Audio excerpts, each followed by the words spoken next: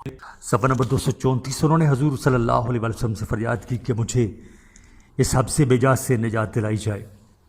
صحابہ اکرام کو ان کی یہ حالت دیکھ کر ضبط کرنا مشکل ہو گیا، مگر سہیل بن عمرو نے کہا کہ صلح نامے کی تحریر چاہے مکمل نہ ہوئی ہو، شرائط تو ہمارے اور تمہارے درمیان طے ہو چکی ہیں، اس لیے لڑکیوں کو میرے حوالے کیا جائے۔ چنانچہ حضرت صلی اللہ علیہ وسلم نے انہیں واپس کر دیا۔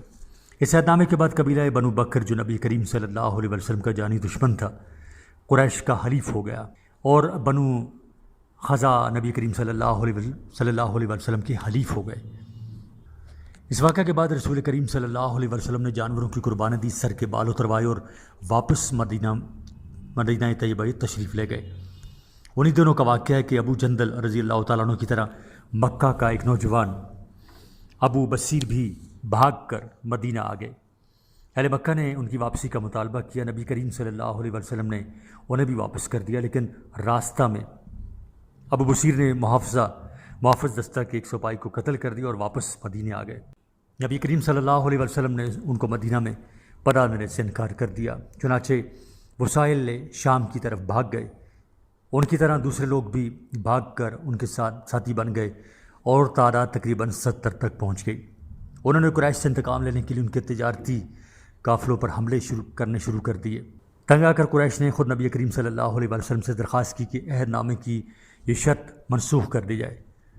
اس پر یہ 70 مسلمان مدینے آ گئے۔ اب گرد و نواح کے بدوی بھی آ کر مسلمانوں میں شامل ہونے لگے۔ حضرت سہیل بن حنیف رضی اللہ تعالیٰ عنہ نے جنگ صفین کے موقع پر خطاب کرتے ہوئے فرمایا، اپنی غلطیوں کا اعتراف کرو۔ ہم نے دیکھا کہ یوم حدیبیہ کو، یعنی اس روز جب رسول کریم صلی اللہ علیہ وسلم اور مشرکین مکہ کے درمیان صلح ہوئی تھی، ہماری عجیب حالت تھی۔ اس روز ہم نے صلح ضرور کی مگر کمزوری کے سبب سے نہیں، کیونکہ اگر جنگ ہوتی تو ہمارے اندر اس کی پوری طاقت تھی، بلکہ دوسرے مقاصد کے لیے صلح کی جو جنگ سے بہت زیادہ اہم تھے، مگر بظاہر تو یہ صلح ایک ناکامی تھی۔ چنانچہ حضرت عمر رضی اللہ تعالیٰ عنہ سے رہا نہ گیا، بارگاہ رسالت صلی اللہ علیہ وسلم میں حاضر ہوئے اور عرض کی، یا رسول اللہ، کیا ہم حق اور وہ باطل پر نہیں ہیں؟ حضور نے فرمایا، بے شک۔ حضرت عمر، کیا ہمارے مقتول جنت میں اور ان کے دوزخ میں نہیں جائیں گے؟ حضور نے فرمایا، بے شک۔ حضرت عمر رضی اللہ تعالیٰ عنہ نے فرمایا، پھر کیا بات ہے کہ ہم دین کے بارے میں گھٹیا بات اختیار کریں اور واپس ہو جائیں، اس حالت میں کہ اللہ تعالیٰ نے ہمارے اور ان کے درمیان کوئی فیصلہ نہیں فرمایا، فیصلہ کن جنگ کے بغیر ہم کیوں واپس ہوں؟ نبی کریم صلی اللہ علیہ وسلم نے یہ سن کر ارشاد فرمایا، ابن خطاب، بے شک میں اللہ کا رسول ہوں اور اس کا یقین رکھتا ہوں کہ اللہ تعالیٰ نے مجھے کبھی بھی ناکام نہیں کرے گا، اللہ مجھے کبھی بھی ناکام نہیں کرے گا۔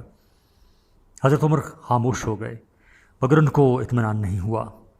وہ حضرت ابو بکر صدیق رضی اللہ تعالیٰ عنہ کے پاس پہنچے اور وہی سوالات کیے جو نبی کریم صلی اللہ علیہ وسلم سے کیے تھے، اور اتفاق سے صدیق اکبر رضی اللہ تعالیٰ عنہ نے وہی جوابات دیے جو نبی کریم صلی اللہ علیہ وسلم نے دیے تھے۔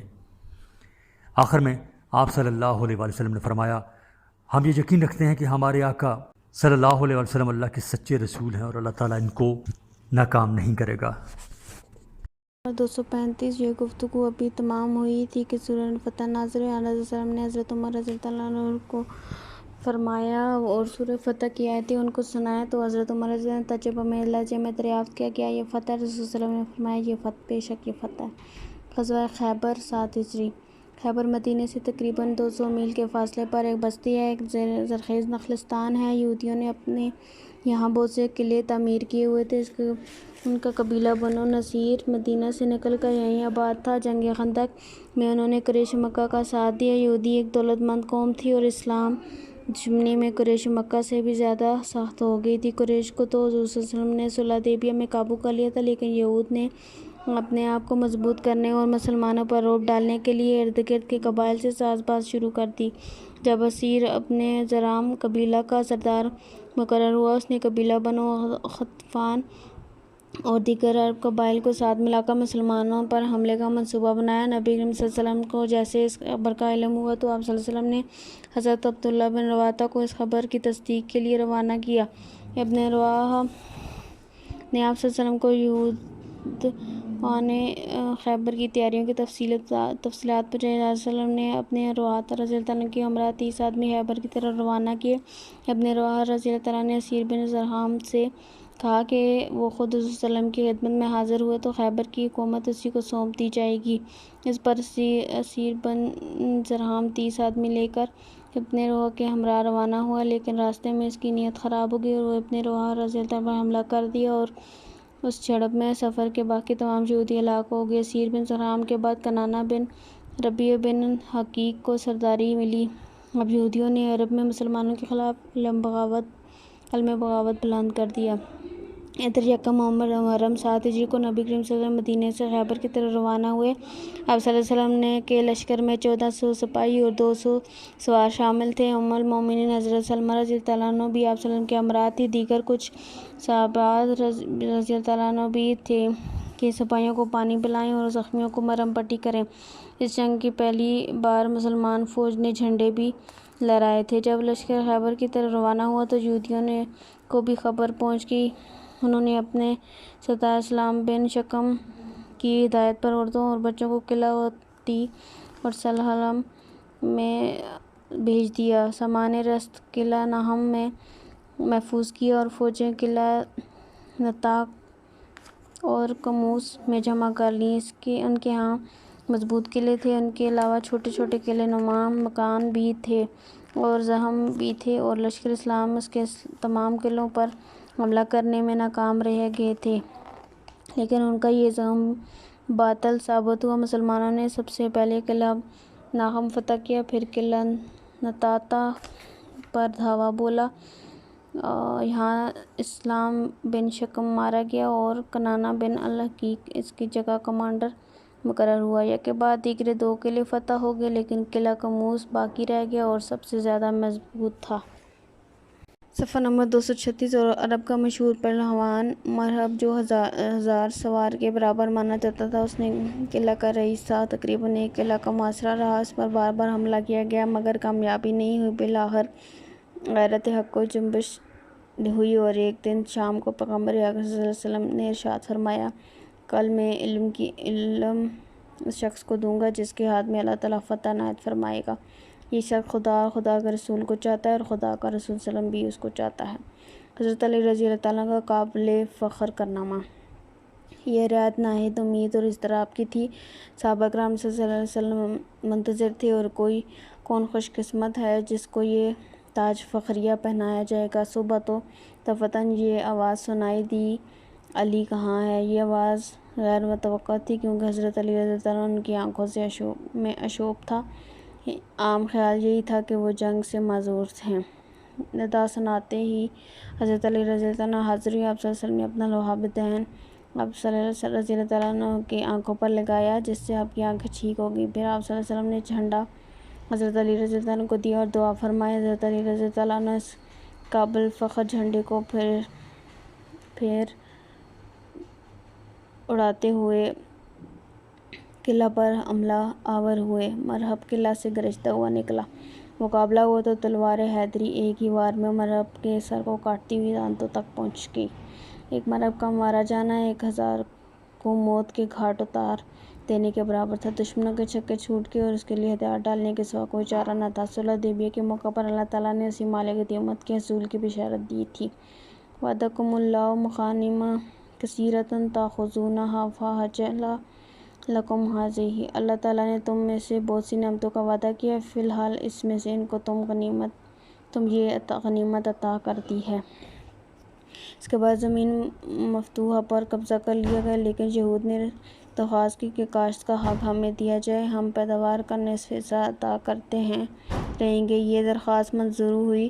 یہ آمدنی سال بہ سال مدینہ پہنچ کر ان مجاہدین میں تقسیم ہونے لگی۔ فتح مکہ۔ جنگ کے اسباب۔ رحمۃ اللہ عالمین مسجد میں تشریف فرما تھے کہ ایک رزمیہ ترانے کی آواز سماع مبارک میں گونجنے لگی۔ قبیلہ غزاہ کے 40 اونٹ سوار فریاد لے کر آئے تھے۔ عمر بن سالم اس کا قائد ہے اور یہ سوار خدمت اقدس میں حاضر ہوئے اور اشعار میں سرگزشت بیان ہوئے اپنی درخواست پیش کی۔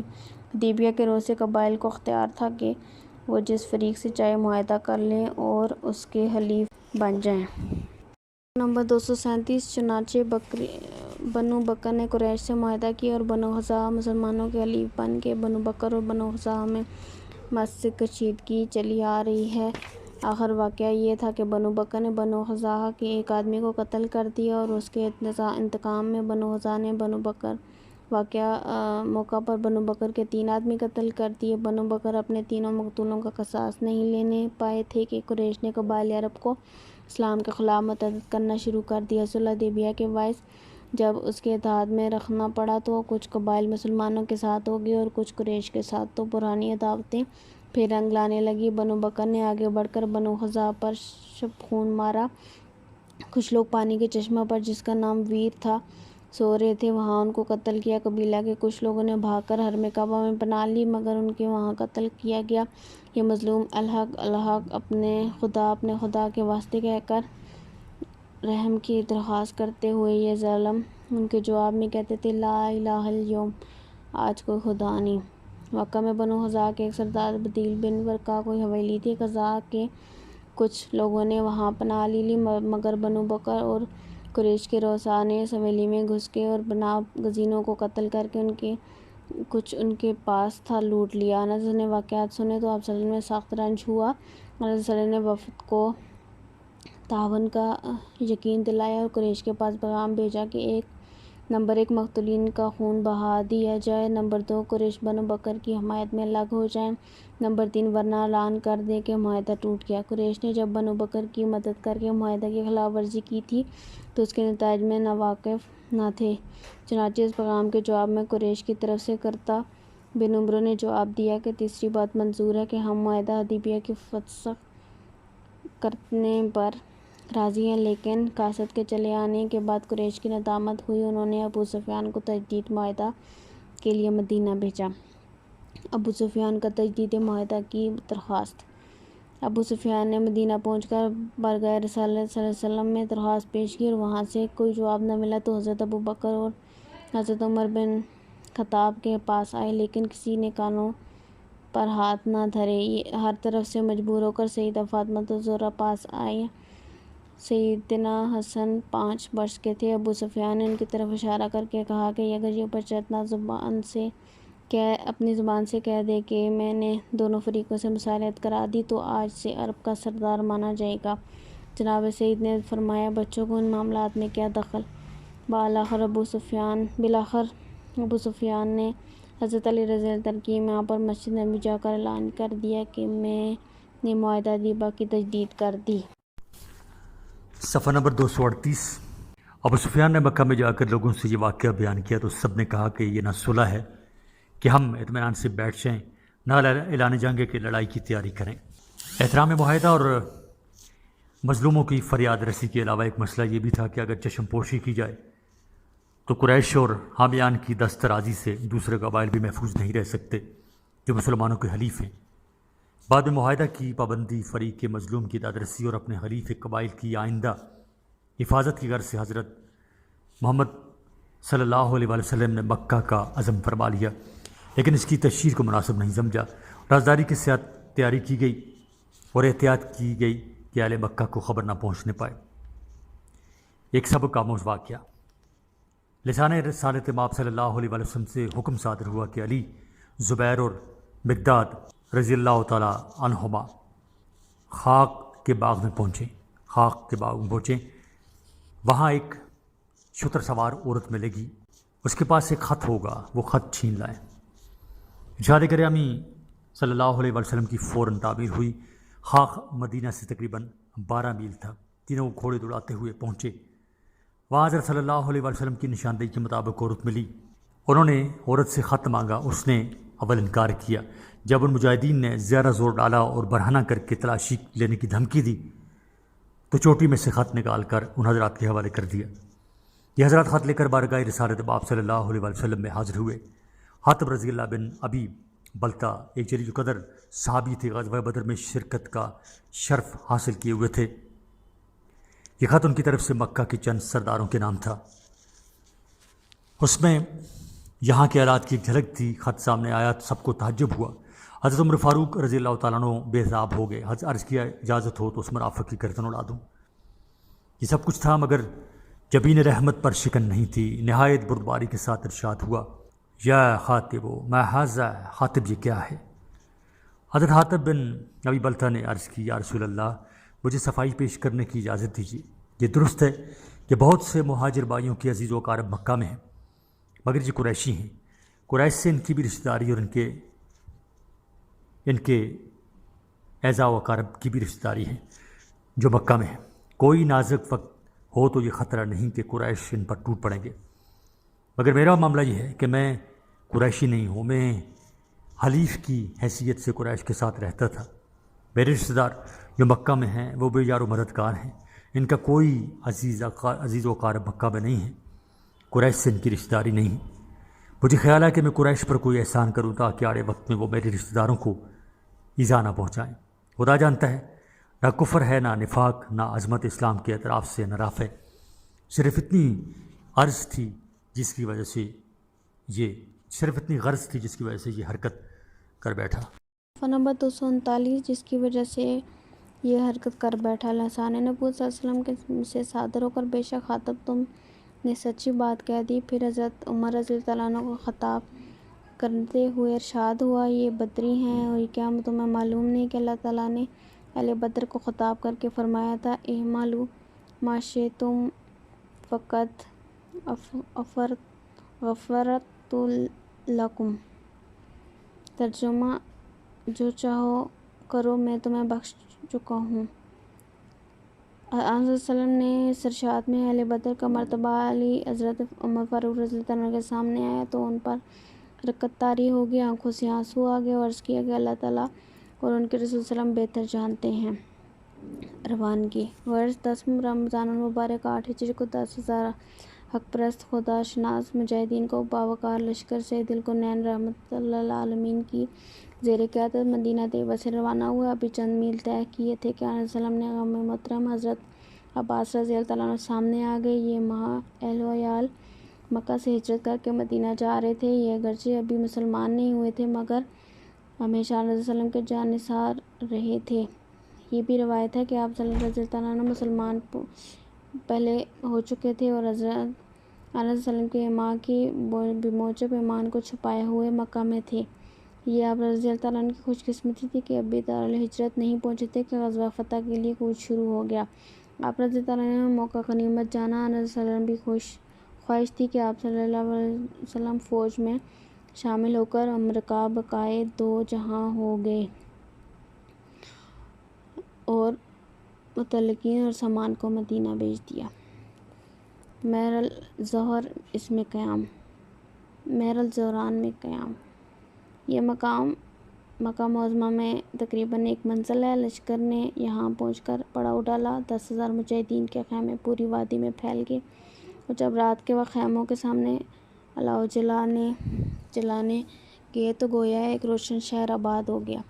قریشی سردارانوں کی تجسس اور گرفتاری.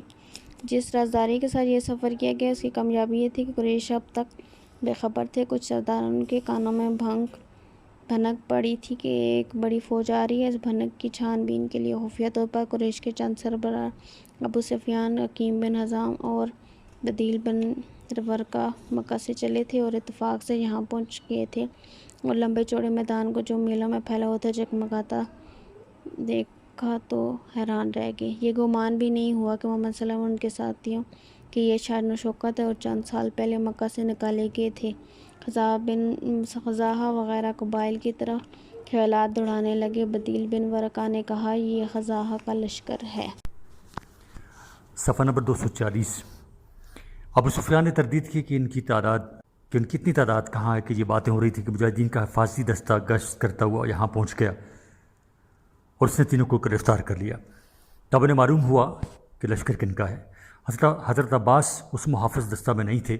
وہ حضرت صلی اللہ علیہ وسلم کے خچر پر سوار ہو کر نکلے تھے. کوئی مناسب آدمی مل جائے تو مکہ والوں کو پیغام پہنچا دے کہ مصلحت یہی ہے کہ امان مانگ لیں، جنگ ہوئی تو وہ تباہ ہو جائیں گے. ابو سفیان کی آواز حضرت عباس رضی اللہ تعالیٰ عنہ کے کان میں پڑی تو وہ بھی یہاں پہنچ گئے.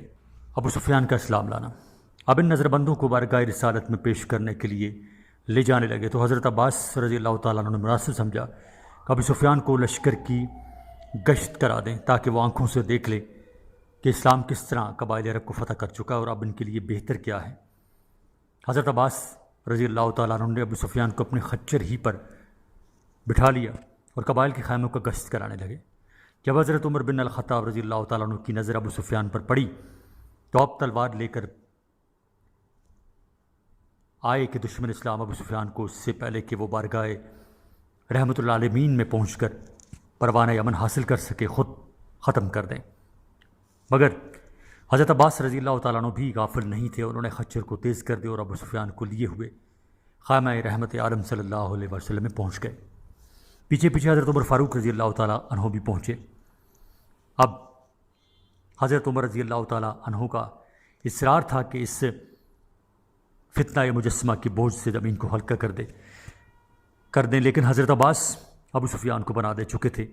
دونوں میں گفتگو ہوئی، تیز تیز باتیں ہوئیں، مگر جان بخشی اور پناہ کی جو دیوار پختہ ہو چکی تھی وہی منہدم نہیں ہوئی۔ یہ بحث ختم ہوئی تو حضرت صلی اللہ علیہ وسلم نے حضرت عباس کو حکم دیا کہ ابو سفیان کو اپنے خیمہ میں لے جائیں اور صبح کو اپنے ساتھ لائیں۔ حکم بن حزام اور بدیل بن ورقہ جو پہلے ہی رحمت العالمین صلی اللہ علیہ وسلم کے سایہ عاطفت میں پہنچ چکے تھے، اسلام قبول کر چکے تھے، حضرت صلی اللہ علیہ وسلم نے ان سے مکہ کے حالات دریافت کیے، پھر یہ اجازت لے کر رات ہی مکہ واپس ہو گئے تاکہ اہل مکہ کو صورت حال سے آگاہ کریں اور ان کو پرامن رہنے کی ہدایت کر دیں۔ صبح ہوئی تو حضرت عباس رضی اللہ تعالیٰ عنہ ابو سفیان کو لے کر بارگاہ اقدس صلی اللہ علیہ وسلم میں حاضر ہوئے، جہاں ابو سفیان نے بارگاہ رسالت صلی اللہ علیہ وسلم میں توحید باری تعالیٰ اور آپ صلی اللہ علیہ وسلم کی رسالت کا اقرار کیا، لیکن ان کا دل ابھی مکمل صاف نہیں تھا، جس کے لیے تالیف قلب کا نسخہ ہی کارگر ثابت ہو سکتا تھا۔ چنانچہ تالیف قلب اور مانوس کرنے کی پہلی صورت یہ تھی کہ حضرت عباس رضی اللہ تعالیٰ عنہ نے سفارش کی کہ ابو سفیان شہرت و عزت کے آدمی ہیں، کوئی ایسی صورت تجویز فرمائی جائے کہ ان کی عزت قائم رہے۔ ارشاد ہوا، اعلان کر دیا جائے کہ ان کی حویلی پناہ گاہ ہوگی، جو ابو سفیان کی حویلی میں پہنچ جائے اس کو پناہ ہے۔ میرا الزہران سے روانگی۔ مکہ کی طرف روانگی شروع ہوئی تو حضرت صلی اللہ علیہ وسلم نے حضرت عباس رضی اللہ تعالیٰ عنہ سے فرمایا کہ ان کو پہاڑ کی چوٹی پر لے جا کر کھڑا کر دو تاکہ جنود اللہ یعنی مجاہدین حق پرست اور خدا شناس کے لشکر کی شان و شوکت یہ اپنی آنکھوں سے دیکھیں۔ صفحہ نمبر 241۔ الگ الگ قبیلوں کی فوجیں تھیں، ان کے علمبردار تھے، یہ فوجیں یک کے بعد دیگرے گزرنے لگیں۔ ابو سفیان نے سرزمین عرب میں ایسا نظام کب دیکھا تھا؟ اس نے متاثر ہو کر حضرت عباس رضی اللہ تعالیٰ عنہ سے کہا، جو مجسمے بیت اللہ میں تھے ان کو نکالا گیا تو ان میں حضرت ابراہیم اور حضرت اسماعیل علیہ السلام کی اور حضرت مریم علیہ السلام کے نام سے مجسمے بھی تھے، کچھ فرشتوں کی مورتیاں تھیں۔ حضرت ابراہیم و اسماعیل علیہ السلام کے نام کے جو مجسمے تھے ان کے ہاتھ میں وہ تیر تھے جو فال نکالنے کے لیے استعمال کیے جاتے تھے۔ آپ صلی اللہ علیہ وسلم نے فرمایا، خدا لعنت کرے ان افطرا پردازوں پر کہ ان مقدسین نے کبھی فال نہیں نکالا۔ خانہ کعبہ کے اندر دو گانا۔ خانہ کعبہ آلائش شرک سے پاک ہو چکا تو آپ صلی اللہ علیہ وسلم خانہ کعبہ کے اندر تشریف لائے اور 2 رکعت پڑھ کر پرستش خدا کے ٹوٹے ہوئے سلسلہ کو از سر نو جوڑا۔ کعبہ کے گوشوں میں تسبیح و تحلیل اور حمد و تکبیر پڑھ کر فضائے کعبہ کو ہم ساز تسبیح ملائک بنایا۔ پھر آپ دروازہ کھول کر باہر تشریف لائے تو اتنے وقفہ میں حرم کعبہ اہل مکہ سے کھچا کھچ بھر چکا تھا۔ آپ صلی اللہ علیہ وسلم نے باب کعبہ کے دونوں چوکھٹوں پر ہاتھ رکھ کر خطبہ ارشاد فرمایا۔ عام معافی کا اعلان۔ صفحہ نمبر 241 جاری ہے۔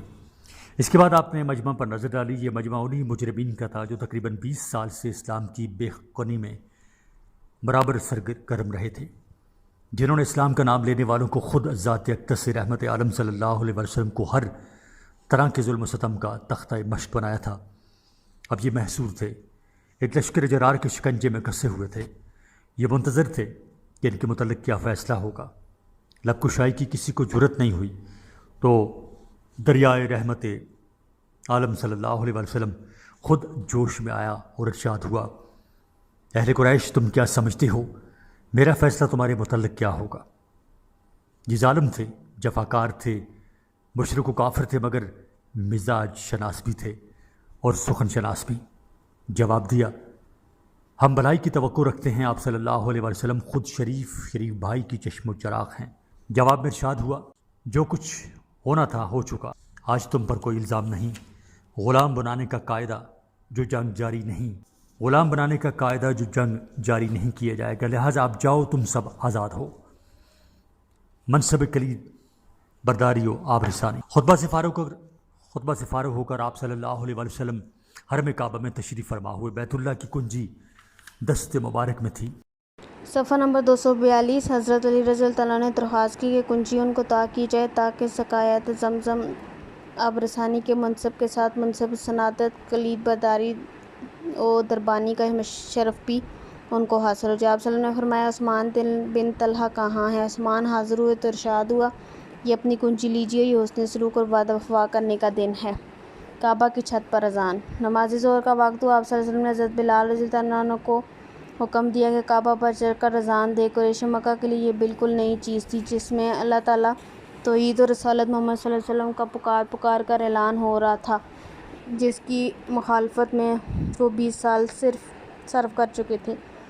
چنانچہ کچھ لوگوں کی رگ حمیت پھڑکی۔ اس نے کہا، خدا نے میرے باپ کی عزت رکھ لی کہ اس آواز کے سننے سے پہلے وہ دنیا سے رخصت ہو گیا۔ دوسرے نے کہا کہ اب جینا بیکار ہے، مگر عام طور پر ذہن ہموار ہو چکے تھے، صدائے اذان ان کے لیے نغمہ جاں فضا بن چکا تھا۔ اس کے بعد حرم مکہ میں اذان کی خدمت مستقل طور پر حضرت ابو محذورہ رضی اللہ عنہ کے سپرد فرمائی اور 21 سالہ نوجوان عتاب بن اسید کو والی مکہ بنایا۔ 1 درہم روزانہ ان کا وظیفہ مقرر فرمایا۔ غزوہ حنین و طائف۔ طائف ایک پہاڑ مکہ معظمہ سے تقریباً 7 میل کے فاصلے پر یہاں قبیلہ ثقیف آباد تھا۔ طائف اور مکہ کے بیچ میں ایک میدانی علاقہ تھا، نام حنین تھا۔ قبیلہ ہوازن یہاں آباد تھا۔ ثقیف اور ہوازن عرب کے مشہور قبیلے تھے۔ قریش کی طرح ان کو بھی عظمت و عزت اور اپنی شجاعت پر ناز تھا۔ تیر اندازی میں ان کی ایسی مہارت تھی کہ پورے یورپ میں ان کا جواب نہیں تھا۔ مکہ فتح ہو گیا، ہمارے صنم خانہ کو پھر بیت اللہ بنا دیا۔ ہمارے ہوئے محمد صلی اللہ علیہ وسلم اور ان کے ساتھی یہ کر گزرے جن کو ہم نے طائف میں گھسنے نہیں دیا تھا، اور ایک دفعہ آگے تھے تو اینٹوں اور پتھروں کی بوچھار سے لہو کر کے نکالا تھا، جس کو پھر مکہ سے بھی ہجرت کرنی پڑی تھی۔ ان کی یہ ہمت کہ ہمارے ہوتے ہوتے فاتح مکہ بنے۔ یہ جذبات تھے جنہوں نے قبائل کو مشتعل کیا۔ انہوں نے فیصلہ کن جنگ کی تیاری کی۔ ایک میدان کا نام اوتاس تھا، یہ جنگ کے لیے موزوں تھا۔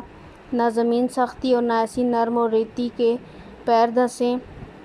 اس کو پڑاؤ کے لیے منتخب کیا اور اپنے ساتھ اپنی عورتیں، بچوں، تمام مویشی اور سامان و اسباب کو بھی لے کر یہاں آئے پڑے۔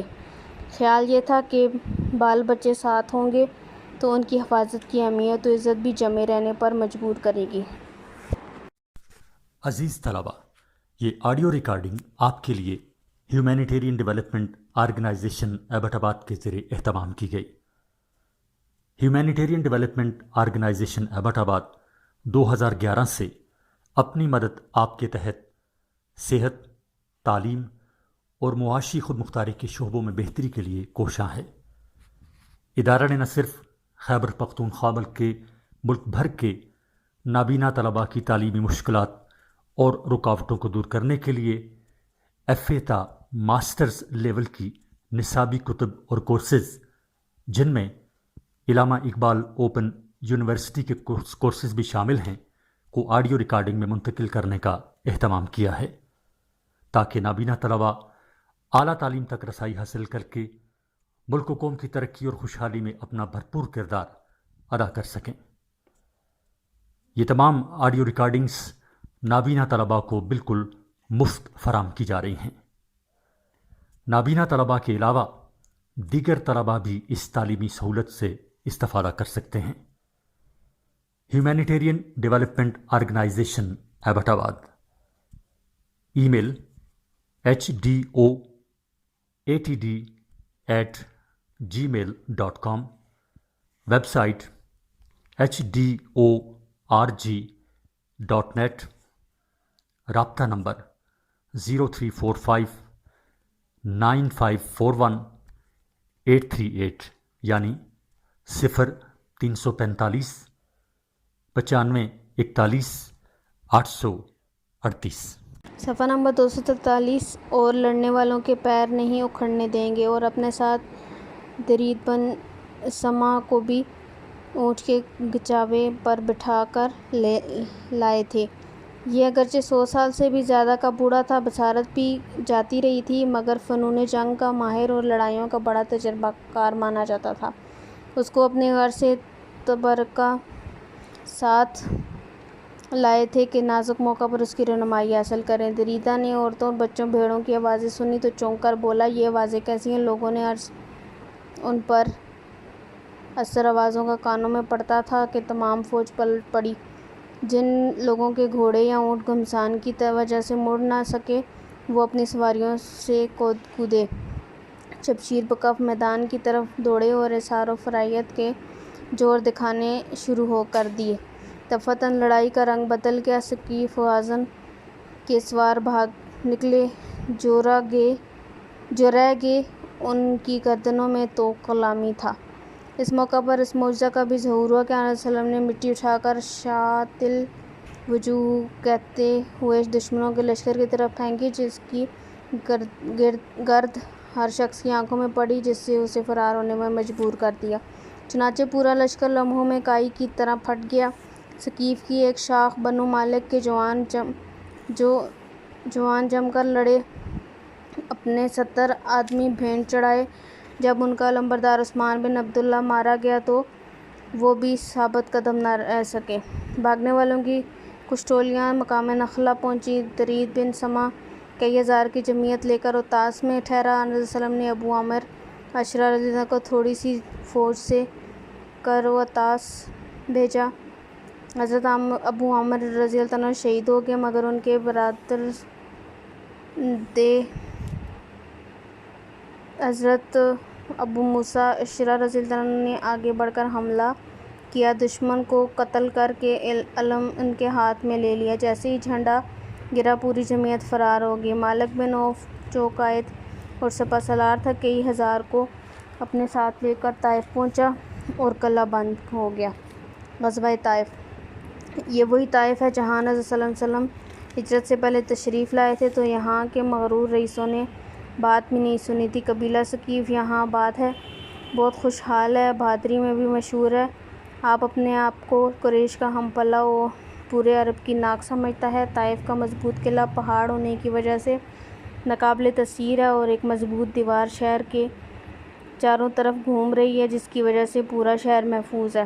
حوازن کا سپہ سالار مالک بن عوف نصرہ حنین میں شکست کھا کر اپنی فوج کو لے کر یہاں پہنچ گیا ہے۔ قلعہ کو زیادہ مستحکم اور شہر پناہ کی مرمت کر کے ان کو بھی قلعہ بنایا گیا۔ طائف کا علاقہ خود بھی زرخیز ہے، اس کے علاوہ غلہ اور جملہ سامان خورد و نوش اتنا فراہم کر لیا گیا کہ کئی سال کے لیے کافی ہو سکتا ہے۔ اس سے پہلے کہ یہ ایک اقدام کر سکیں، آن صلی اللہ علیہ وسلم نے اس کو متاثر کرنا ضروری سمجھا۔ چنانچہ حضرت خالد بن ولید رضی اللہ تعالیٰ عنہ صفحہ نمبر 244 کو بطور مقدمۃ الجیش پہلے روانہ کیا، پھر خود مجاہدین کی پوری فوج کے ساتھ عازم طائف ہوئے۔ حنین کے مال غنیمت اور اسیران جنگ کے متعلق حکم دیا کہ جعفرانہ میں محفوظ رکھے جائیں۔ حضرت مسعود عمر الغاری رضی اللہ تعالیٰ عنہ کو ان کا نگران مقرر فرمایا۔ منجنیق، دبابہ اور زبور کا استعمال۔ قلعہ طائف پر حملہ کے لیے مناسب آلات جنگ کی ضرورت تھی۔ منجنیق، زبور اور دبابہ ترقی یافتہ آلات جنگ تھے جو قلعہ پر حملہ کے وقت استعمال کیے جاتے تھے۔ جب مجاہدین اسلام نے طائف کا محاصرہ کیا تو یہ آلات ان کے پاس موجود تھے اور ان کے استعمال کا طریقہ بھی وہ سیکھ چکے تھے۔ گولہ اس وقت تک ایجاد نہیں ہوا تھا۔ بڑے بڑے منجنیق کے ذریعے پھینکے جاتے تھے۔ دبابہ چھوٹا سا برش یا مورچہ ہوتا تھا جس کے اوپر لوہا یا چمڑا مڑا ہوتا تھا۔ فوجی اس میں بیٹھ کر قلعہ تک پہنچتے اور قلعہ کی دیوار میں نقب لگاتے تھے۔ زبور بھی اسی طرح کا ہوتا تھا۔ حضرات مجاہدین نے قلعہ طائف پر حملہ کیا اور کچھ مجاہدین دبابہ میں محفوظ ہو کر قلعہ کی دیوار تک پہنچے۔ لیکن اہل طائف نے لوہے کی سلاخیں گرم کر کے ان کے اوپر برسائیں۔ دبابہ پر چمڑا منڈا ہوا تھا اور جو سلاخوں کی تپش برداشت نہیں کر سکتا تھا اس کو واپس آنا پڑا۔ کچھ مجاہدین شہید ہوئے تھے، ان کے علاوہ قلعہ کے اوپر سے اس شدت سے تیر برسائے کہ حملہ آوروں کو پسپا ہونا پڑا۔ حضرت خالد بن ولید رضی اللہ عنہ نے بہادران طائف سے مطالبہ کیا کہ جو مقابلہ پر آ کر جنگ کریں۔ ان پہلوانوں نے جواب دیا، ہمیں مقابلہ پر آنے کی ضرورت نہیں ہے، ہمارے پاس کئی سال کا سامان خورد و نوش محفوظ ہے۔ اب شکست دینے یا کسی گفتگو پر آمادہ کرنے کی صورت یہ تھی کہ مال نقصان پہنچایا جائے۔ چنانچہ حضرت صلی اللہ علیہ وسلم نے حکم دیا کہ باغات کاٹ دیے جائیں، مگر اہل طائف جیسے ہوشیار تھے وہ آن حضرت صلی اللہ علیہ وسلم کے مزاج شناس بھی تھے۔ انہوں نے اللہ کا قریش سے اپنے قراب اور رشتہ داری کا واسطہ دیا۔ رحمت العالمین نے واسطہ کا احترام کرتے ہوئے حکم واپس لے لیا۔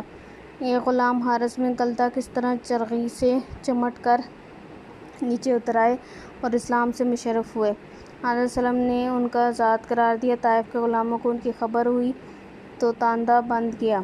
23 غلام کسی طرح نکل آنے میں کامیاب ہو گئے، اسلام میں مشرف ہوئے اور آزادی سے ہمکنار ہوئے۔ حضرت صلی اللہ علیہ وسلم نے خواب دیکھا کہ ایک دودھ کا پیالہ آپ صلی اللہ علیہ وسلم کے سامنے ہے، ایک مورخ نے اس میں چونچ مار دی جس سے دودھ گر گیا۔ آپ صلی اللہ علیہ وسلم نے خواب صدیق اکرم صلی اللہ علیہ وسلم سے بیان فرمایا۔ حضرت صدیق رضی اللہ عنہ نے عرض کیا کہ غالباً قلعہ ابھی فتح نہیں ہوگا۔ حضرت صلی اللہ علیہ وسلم نے نوفل بن معاویہ دہلمی کو بلا کر اس سے دریافت کیا کہ تمہاری کیا رائے ہے؟ نوفل نے عرض کیا، یا رسول اللہ، لومڑی اپنے بھٹ میں ہے، کوشش کی جائے گی تو پکڑی جائے گی۔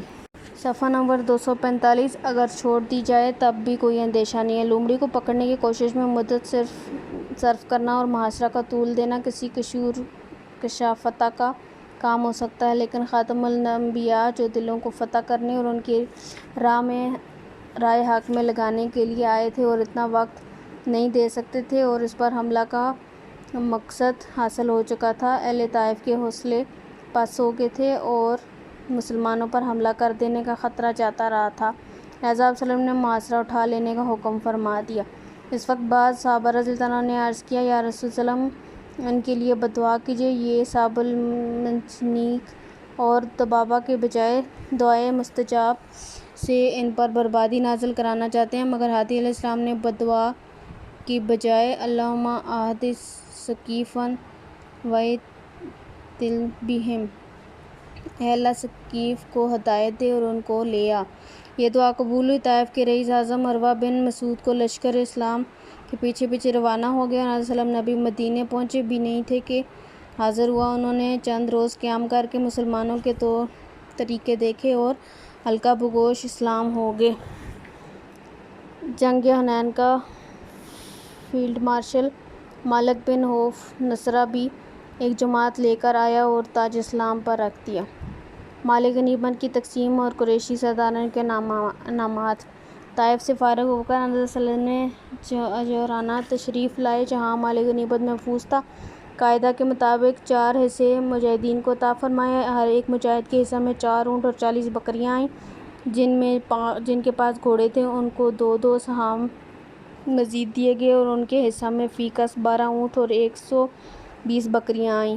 ایک خمس جو باقی رہ گیا تھا جس کی تقسیم حضرت صلی اللہ علیہ وسلم کے صوابدیدہ پر تھی، اس میں سے آپ صلی اللہ علیہ وسلم نے قریش کے رؤساؤں کو اسلام کی مخالفت میں سرگرم رہے تھے اور اب اسلام کے قائل ہو گئے تھے، بڑی فراخ دلی سے بڑے بڑے انعامات عطا فرمائے۔ مثلاً قریش کے سرداران اعظم ابو سفیان اور اولاد کو 300 اونٹ، حضرت حکیم بن حزام 200 اونٹ، عبدالغزہ اقرع بن حابس، حنیہ بن حسین وغیرہ رؤسا اور سرداران قریش کو 100 اونٹ، ان کے سوا بہت سے لوگوں کو 50 اونٹ عطا فرمائے۔ جو اعرابی موجود تھے ان کو بھی آپ صلی اللہ علیہ وسلم نے احتیاط بخشے، مگر وہ زیادہ کا مطالبہ کرنے لگے۔ حضرت صلی اللہ علیہ وسلم نے سب طرف سے گھیر لیا۔ حضرت صلی اللہ علیہ وسلم پیچھے ہٹتے ہٹتے ایک تنے سے جا لگے۔ ان اعرابیوں نے آپ صلی اللہ علیہ وسلم کی چادر بھی چھین لی۔ آپ صلی اللہ علیہ وسلم نے فرمایا، اگر میرے پاس جنگل کے درختوں کے برابر اونٹ ہوتے تو وہ بھی میں آپ کو تقسیم کر دوں۔ آپ نے مجھے کبھی بخیل پائیں گے، نہ بزدل اور نہ سخت مزاج، مگر اس وقت جو کچھ موجود تھا وہ تقسیم ہو چکا تھا، اب مہربانی کرو میری چادر واپس کر دو۔ حضرت نساء رضی اللہ عنہ کا تاثر غیر معمولی انعامات جن کی تفصیلات پہلے گزری عموماً ان اہل مکہ کو دیے گئے اور جدید اہل اسلام تھے وہ چند روز پہلے تک مسلمانوں کے خلاف رہے تھے۔ کچھ انصاری نوجوانوں کو اس کا احساس ہوا، کسی نے صفحہ نمبر 246 اور کچھ انصاری نوجوانوں کو اس کا احساس ہوا، کسی نے کہا حضرت صلی اللہ علیہ وسلم نے قریش کو انعامات دی اور ہمیں محروم رکھا، حالانکہ ہماری تلواروں سے اب تک خون قریش کے قطرے ٹپک رہے ہیں۔ کوئی بولا مشکلات میں ہم اور انعام میں دوسروں کو۔ اس کی خبر حضرت صلی اللہ علیہ وسلم کو پہنچی تو آپ نے انصار کو طلب فرمایا۔ ایک چرمی خیمہ نصب کیا گیا جس میں صرف حضرات انصاری حاضر تھے۔ آپ صلی اللہ علیہ وسلم نے انصار کو خطاب کرتے ہوئے فرمایا یہ کیا باتیں مجھ تک پہنچ رہی ہیں؟ حضرات انصار نے عرض کی بے شک ہم نے یہ باتیں سنی ہیں مگر یہ صرف ناسمجھ نوجوانوں کی باتیں ہیں، ہمارے کسی ذمہ دار نے ایسی کوئی بات نہیں کی۔ حضرت صلی اللہ علیہ وسلم نے فرمایا حضرات انصار کیا یہ صحیح نہیں کہ تم گمراہ تھے؟ اللہ تعالیٰ نے میرے ذریعے تمہیں ہدایت بخشی، تم میں پھوٹ تھی، ایک دوسرے سے جدا تھے، اللہ تعالیٰ نے میرے ذریعے سے تم میں اتفاق پیدا کیا، تم مفلس تھے، اللہ تعالیٰ نے میرے ذریعے سے تم کو دولت مند بنایا۔ حضرت صلی اللہ علیہ وسلم یہ خطاب فرما رہے تھے اور حضرات انصار رضی اللہ عنہم ایک ایک فقرہ پر کہتے جاتے تھے اللہ کے اور اس کے رسول کے احسانات بہت زیادہ ہیں۔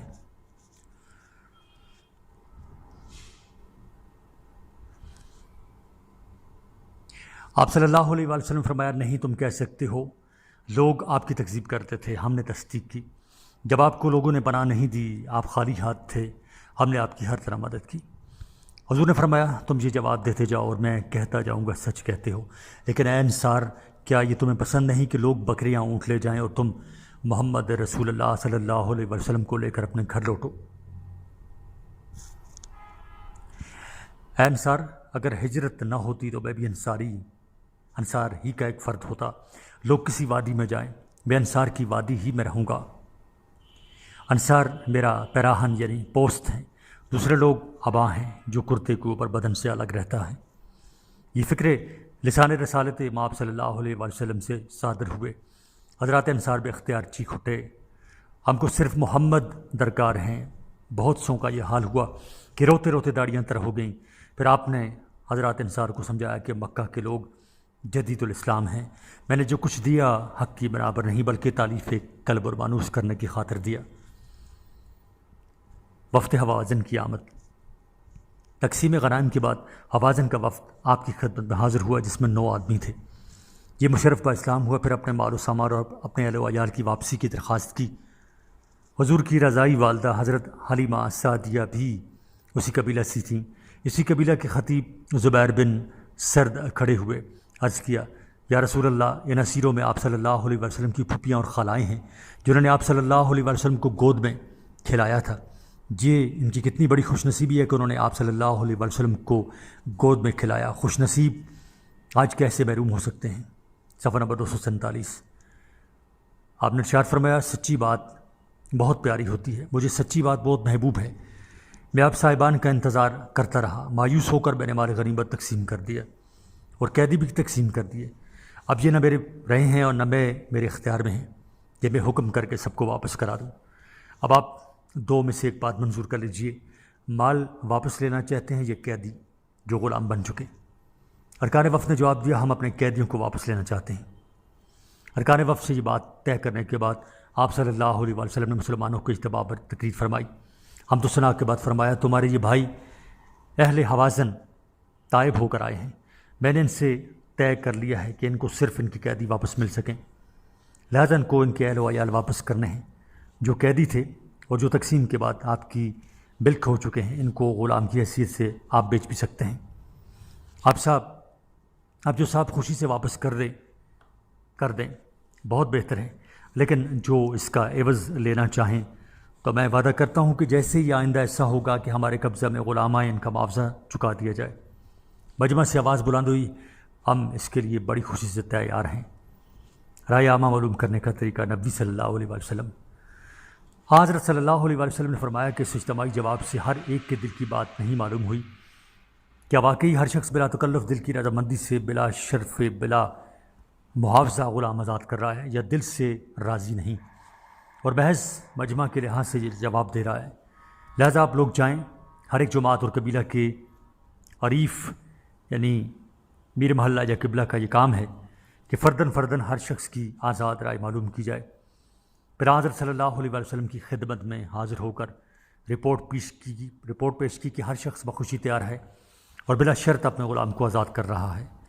اس تحقیق و تفتیش کے بعد آپ نے ان 6000 قیدیوں کو واپس فرما دیا۔ غزوہ تبوک، صفحہ نمبر 247 ہی جاری ہے۔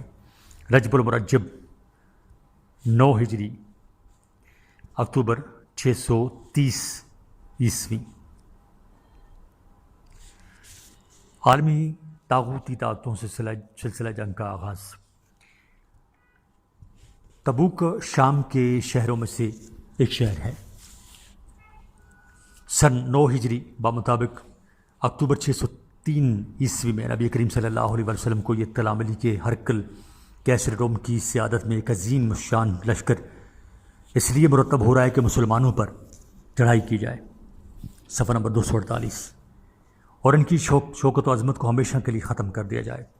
مدینہ طیبہ بلکہ تمام سرزمین حجاز میں اس وقت قید سالی تھی، زمینیں پیداوار سے خالی تھیں، نہریں اور تالاب خشک تھے، گرمی نہایت شدت سے پڑ رہی تھی اور تمام لوگ اسرت اور تنگی کی زندگی بسر کر رہے تھے۔ باغوں میں کھجوریں پک رہی تھیں اور اہل مدینہ موسم کے لطف سے بہر اندوز ہونے کے لیے باغوں میں خیمے نصب کر رہے تھے۔ کوئی سرد پانی کی فراہمی کر رہا تھا کہ اتفاقاً یہ اطلاع ملی۔ یہ وقت سخت امتحان کا تھا، ایک طرف کہ یہ سامان اور دوسری طرف جھلستے ہوئے پہاڑوں اور تپتے ہوئے ریت میں سینکڑوں میل کا سفر، مگر اسلامی مہم اور پیغمبر صلی اللہ علیہ وآلہ وسلم کا ارشاد فداکاران اسلام پر اثر کیے بغیر کیسے رہ سکتا ہے؟ منافقین کے علاوہ مدینہ، مکہ اور اطراف و اکناف سے اسلام کی شیدائی فداکار و رضاکار بن کر دربار رسالت مآب صلی اللہ علیہ وآلہ وسلم میں حاضر ہوئے اور فداکاری جاں فروشی کے لیے بیتاب نظر آنے لگے۔ مالی اعانت یا چندہ۔ سفر بہت طویل اور بوجہ اسرت و تنگ دستی، سامان، سفر و اسلحہ کی قلت اس پر مستضاد۔ یہ دیکھ کر نبی کریم صلی اللہ علیہ وآلہ وسلم نے مالداروں سے اپیل کی کہ غریب و نادار مجاہدین کی امداد کریں اور اسلام کے اس اہم کام میں ہاتھ بٹائیں۔ اسلام میں چندہ کی یہ پہلی اپیل تھی جس کو سن کر ہر ذی ثروت نے پیش قدمی کی اور چاہا کہ آج تمام ہم نشینوں میں سبقت لے جائے، حتیٰ کہ حضرت عثمان غنی رضی اللہ تعالیٰ عنہ نے 10,000 دینار سونے کے سکے، 300 اونٹ اور 4,000 درہم چاندی کے سکے پیش کیے، اور فاروق اعظم رضی اللہ تعالیٰ عنہ نے اپنے تمام مال کا نصف دربار رسالت مآب صلی اللہ علیہ وآلہ وسلم میں لا کر حاضر کر دیا۔ ابو بکر صدیق رضی اللہ تعالیٰ عنہ نے تو گھر میں تنکا بھی نہ چھوڑا اور تمام مال حاضر خدمت کر دیا۔ اسی طرح اور صحابہ نے بھی شرکت کی، نیکی میں سبقت۔ فاروق اعظم فرماتے ہیں کہ نبی کریم صلی اللہ علیہ وسلم کی تحریک چندہ پر میں نے سوچا کہ آج میں سب سے بڑھ جاؤں گا، بلکہ صدیق اکبر سے بھی سبقت لے جاؤں گا۔ یہ سوچ کر میں اپنا نصف مال لے کر حاضر خدمت ہوا۔ آپ نے دریافت فرمایا، عمر تم نے اہل و عیال کے لیے کیا چھوڑا؟ میں نے عرض کیا، یا رسول اللہ، نصف مال حاضر خدمت کر دیا اور نصف گھر چھوڑایا۔ پھر یہی سوال آپ صلی اللہ علیہ وسلم نے صدیق اکبر سے کیا۔ ابو بکر نے عرض کیا، یا رسول اللہ، جو کچھ موجود تھا اللہ کی راہ میں حاضر کر دیا، باقی گھر میں خدا اور اس کے رسول کا نام چھوڑایا۔ تب میں سمجھا کہ آئندہ ابو بکر صدیق رضی اللہ تعالیٰ عنہ سے بڑھ کر جانا ناممکن ہے۔ صفحہ نمبر 248 جاری ہے۔ عورتوں کی شراکت۔ یہی نہیں کہ اس اعانت میں صرف مردوں نے ہی حصہ لیا، بلکہ عورتیں بھی اپنی ہمت کے موافق پیچھے نہ رہیں اور انہوں نے بھی زیورات اتار کر مجاہدین کی اس عظیم الشان خدمت کے لیے دربار رسالت میں پیش کر دیے۔ صفحہ نمبر 249۔ حالات کی نزاکت۔ نمبر 1، بے شک مسلمانوں کی تعداد کافی بڑھ گئی ہے، تقریباً پورا حجاز مسلمان ہو چکا ہے، مگر قیصر روم کی شاہی فوجوں کے مقابلے میں مسلمانوں کی تعداد اتنی ہی کم اور ان کی بے سر و سامانی ایسی ہے جیسے غزوہ بدر میں افواج کفر کے مقابلہ میں تھی۔ 2، مسلمانوں کی تعداد کا اضافہ بھی فتح مکہ کے بعد اچانک اور غیر معمولی طور پر ہوا۔ عرب کے وفود مدینہ منورہ کی طرف دوڑنے لگے۔ مدینہ والوں کے مالی وسائل بہت محدود تھے، باہمی اشتراک و معاونت کی زندگی تھی۔ اس کا قدرتی نتیجہ وہ تنگی و اسرت تھی جو سب پر چھائی ہوئی تھی۔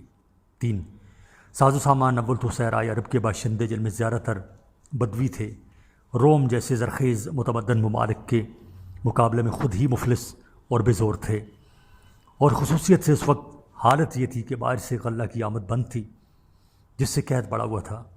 خود مدینہ کی پیداوار یعنی کھجور، اس کے ذخیرے بھی ختم ہو چکے تھے، یعنی پہلے موسم کی کھجوریں ختم ہو رہی تھیں، تازہ کھجوریں درختوں پر تھیں اور ان کے توڑنے کا وقت قریب آ رہا تھا۔ 4 فصل کا زمانہ خوشی اور فرحت کا زمانہ بھی ہوتا تھا، اور اس میں مشغولیت بھی زیادہ سے زیادہ رہتی تھی۔ دستور یہ تھا باغوں والے بچوں کو باغوں میں ہی لے جاتے تھے، مزدوری کرنے والے بھی اکثر انہی کے ساتھ رہتے تھے۔ یہ سب مل کر کھجوریں توڑتے، پھر ان کو فروخت کرتے یا خشک کر کے ذخیرہ کے قابل بناتے تھے۔ سال بھر کی عام غذا کھجوریں تھیں، اس کا خاص موسم بھی یہی تھا۔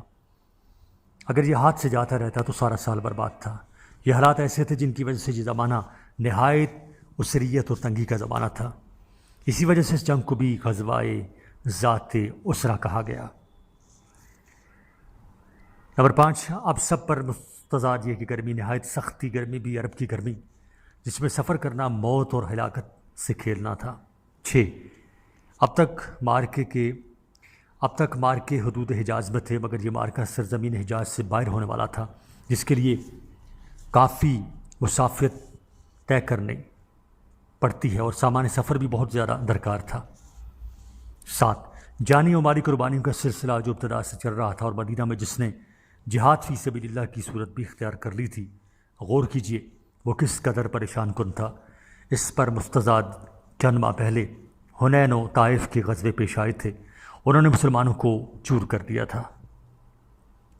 8 یہ مقابلہ یورپ کی عظیم طاقت ہرقل قیصر روم سے تھا، جو ابھی حال ہی میں شہنشاہ ایران کی فوجوں کو شکست دے چکی تھی۔ اس بنا پر منافقوں کو اپنی جگہ یقین تھا کہ مسلمانوں کے خاتموں کے دن آ گئے ہیں۔ عبداللہ بن ابی بن سلول جو منافقوں کا سرغنہ تھا، لوگوں کو یقین دلاتا تھا کہ پیغمبر اسلام صلی اللہ علیہ وآلہ وسلم اس سفر سے واپس تشریف نہیں لائیں گے۔ صفحہ نمبر 250 روانگی۔ بہرحال نبی کریم صلی اللہ علیہ وآلہ وسلم 30,000 صحابہ کے ساتھ تبوک کو روانہ ہوئے، لیکن جب لشکر تبوک پہنچا تو رومی منتشر ہو چکے تھے اور میدان خالی تھا۔ البتہ اطراف شام سے یوحنا بن روبہ امیر ایلا حاضر خدمت ہوا، اور اس کے ہمراہ اہل جربہ ازرج اور مینا بھی حاضر ہوئے، اور نبی کریم صلی اللہ علیہ وسلم سے مسالت کر کے جزیہ دینا قبول کر لیا۔ نبی کریم صلی اللہ علیہ وسلم نے ان کو امان دے دی اور اس امان دہی کے متعلق عہد نامہ لکھ کر ان کے حوالے کر دیا۔ معاشرتی مقاطعہ وعلی الثلاثة الذين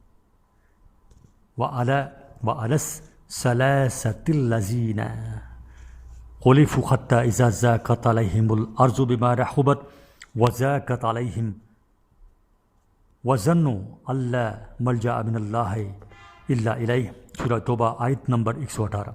ترجمہ۔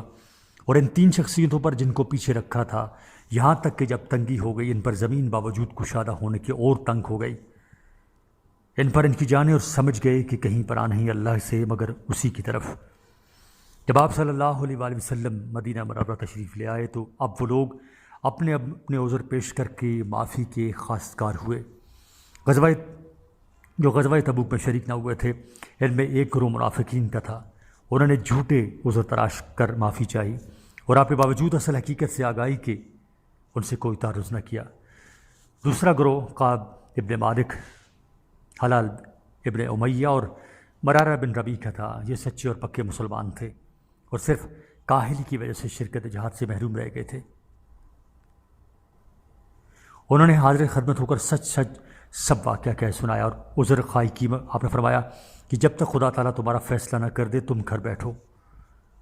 اس کے بعد آپ صلی اللہ علیہ وسلم نے تمام مسلمانوں کو حکم فرما دیا ان تینوں سے معاشرتی مقاطعہ کر لیں، اس لیے کہ انہوں نے جماعت اسلام کا ساتھ نہ دیا اور گھر آرام سے بیٹھے رہیں۔ پیغمبر اسلام صلی اللہ علیہ وسلم کے ارشاد پر تمام صحابہ حتیٰ کہ ان کے اہل خانہ نے بھی ان سے مقاطعہ کر دیا، یعنی ان کا بائیکاٹ کر دیا۔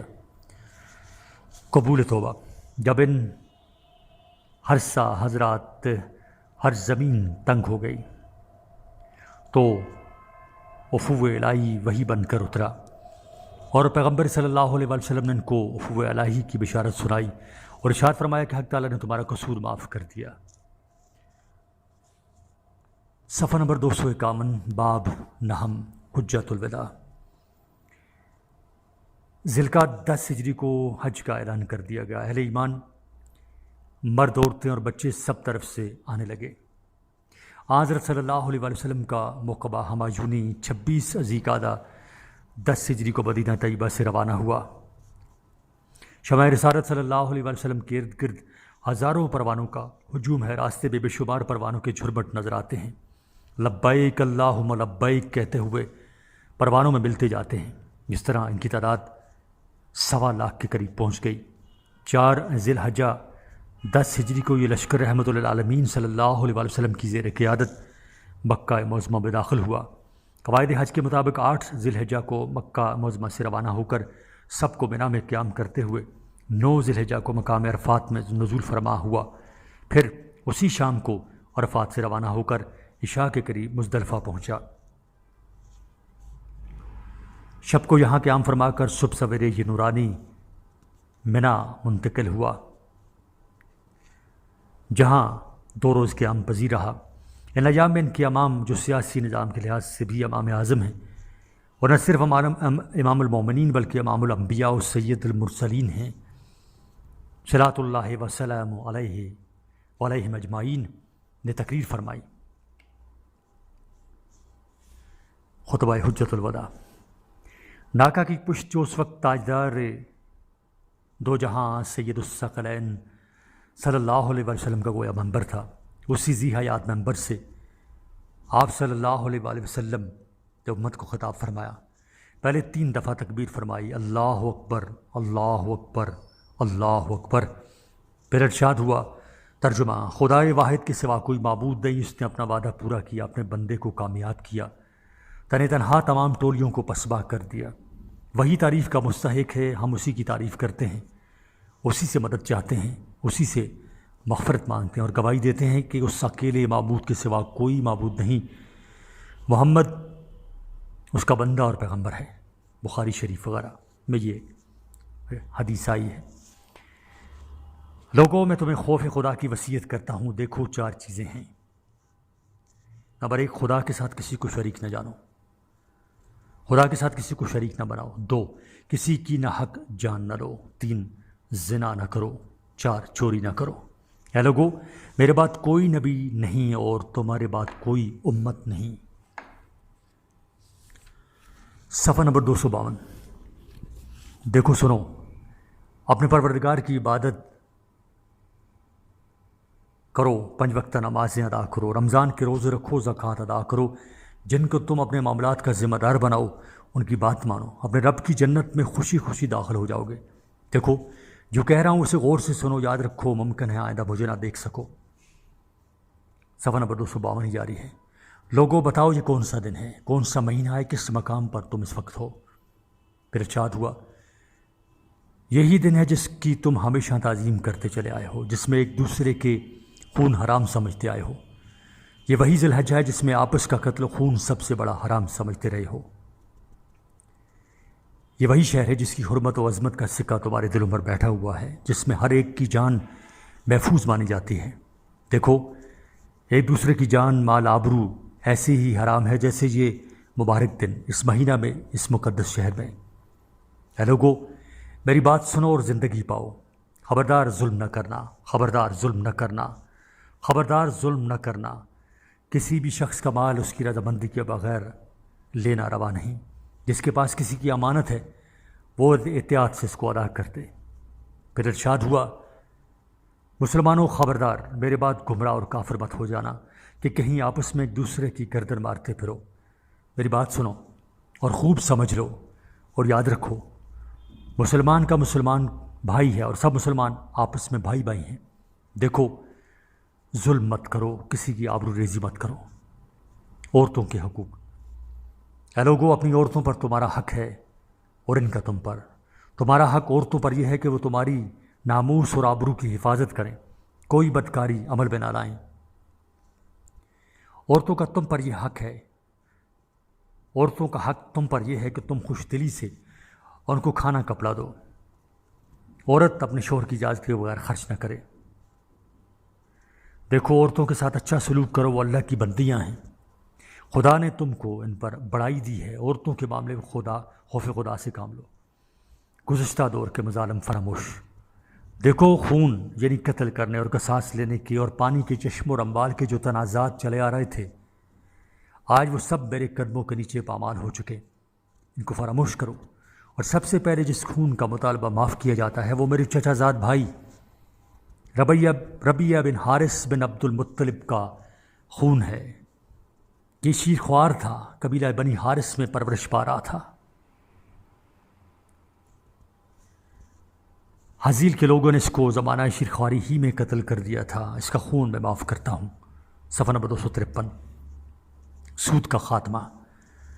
اور دیکھو زمانہ جاہلیت کے تمام سود معاف، میں سب سے پہلے وہ سود معاف کرتا ہوں جو میرے چچا عباس کے لوگوں پر تھے۔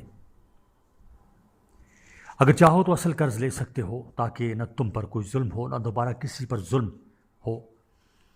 شیطان کی کارستانیاں۔ مسلمانوں خبردار میرے بات کفر کی باتوں میں نہ پڑنا، خبردار میرے بات کفر کی باتوں میں نہ آ جانا کہ ایک دوسرے کی گردن مارتے پھرو۔ دیکھو شیطان اس بات سے مایوس ہو چکا ہے کہ نماز پڑھنے والے اس کی پوجا کریں۔ ہاں وہ تمہارے اندر جھگڑے کھڑے کرنے میں لگ گیا ہے، وہ چھوٹی چھوٹی باتوں پر تمہیں بھڑکاتا رہے گا۔ دیکھو احتیاط سے کام لیتے رہنا۔ مساوات انسانی۔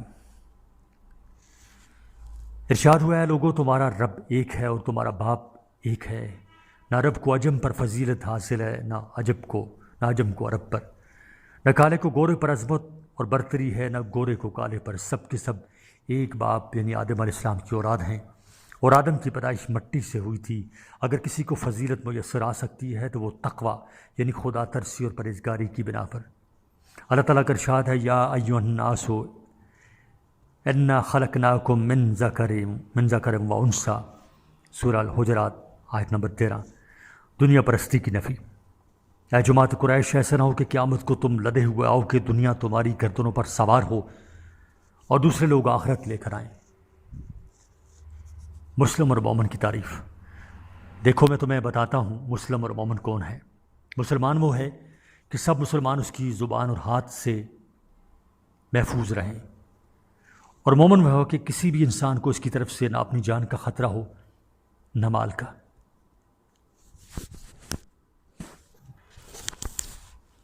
اور میں بتاؤں مہاجر و مجاہد کون ہے۔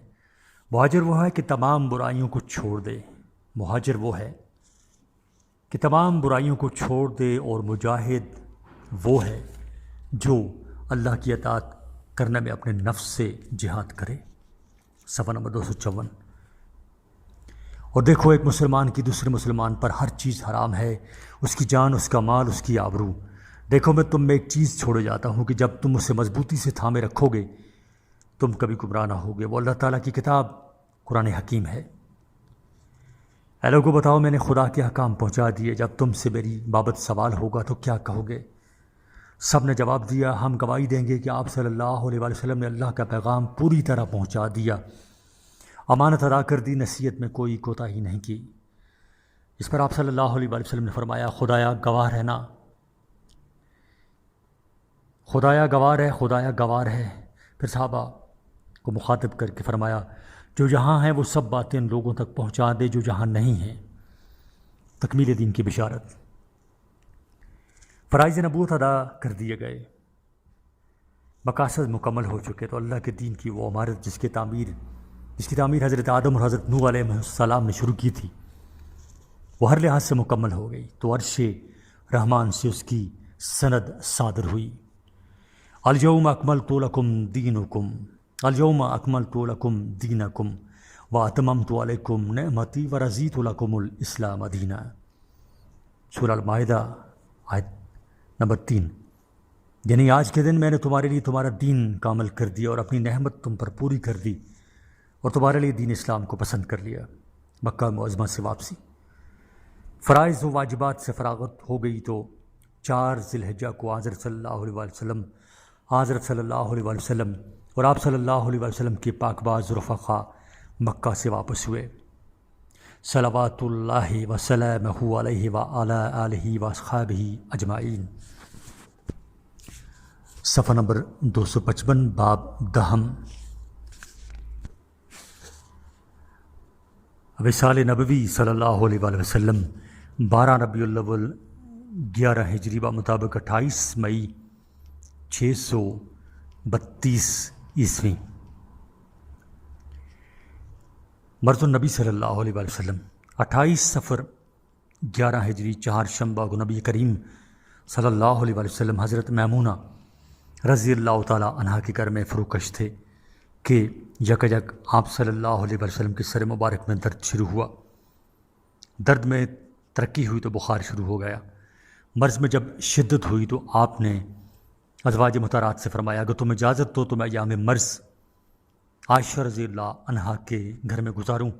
سب نے بخوشی اجازت دے دی اور آپ صلی اللہ علیہ وسلم حضرت عائشہ صدیقہ رضی اللہ تعالیٰ عنہا کے گھر تشریف لے گئے۔ یہاں مرض میں زیادہ ترقی ہو گئی۔ آپ نے فرمایا کہ میرے سر پر ٹھنڈے پانی کی مشقیں چھوڑ دو تاکہ بخار کی تیزی میں کمی ہو۔ بخار کی تیزی کا یہ عالم تھا کہ اگر کپڑے پر بھی کوئی ہاتھ رکھتا تو بخار کی تیزی محسوس ہوتی۔ امامت صدیق رضی اللہ تعالیٰ عنہ۔ بخار اور درد سر کی شدت کی وجہ سے آپ صلی اللہ علیہ وسلم مسجد میں تشریف نہ لا سکتے تھے۔ حضرت ابوبکر صدیق رضی اللہ تعالیٰ عنہ کے متعلق ارشاد فرمایا کہ وہ امامت کرائیں۔ گویا لطیف پر آیا میں اشارہ تھا کہ امامت کبریٰ یعنی خلافت کا حق انہی کو ملنے والا ہے اور وہی اس کے مستحق ہیں۔ مرض میں اضافہ اور وصال۔ 11 ربیع الاول کو یکشنبہ کے روز مرض بہت زیادہ ترقی کر گیا۔ 12 کی صبح کو کچھ افاقہ محسوس ہوا تو آپ صلی اللہ علیہ وسلم نے حجرہ کا پردہ اٹھا کر دیکھا تو ابوبکر صدیق رضی اللہ تعالیٰ عنہ مسلمانوں کو نماز پڑھا رہے تھے۔ آپ صلی اللہ علیہ وسلم یہ دیکھ کر بے حد مسرور ہوئے۔ صحابہ کو پردہ کی حرکت محسوس ہوئی تو وفور شوق سے صفوں میں سخت بے چینی ہونے لگی۔ آپ صلی اللہ علیہ وسلم نے ہاتھ کے اشارے سے فرمایا کہ نماز میں مشغول رہو اور فوراً پردہ ڈال دیا۔ چاشت کا وقت تھا کہ حضرت عائشہ صدیقہ رضی اللہ تعالیٰ عنہا دیکھتی ہیں کہ بار بار آپ صلی اللہ علیہ وسلم کی نظر مبارک چھت کی طرف اٹھتی ہے اور فرماتے ہیں اللہم بالرفیق الاعلی۔